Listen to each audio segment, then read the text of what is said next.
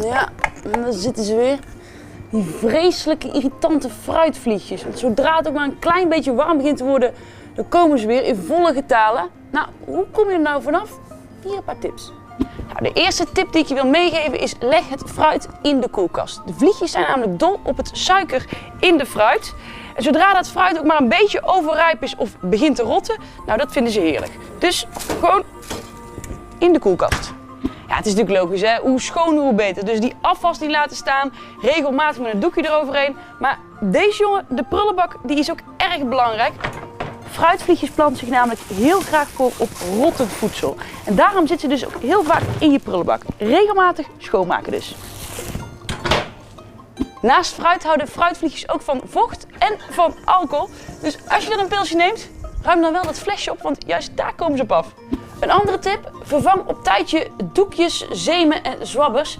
Hier gaan namelijk bepaalde zuren in zitten en die trekken die fruitvliegjes weer aan.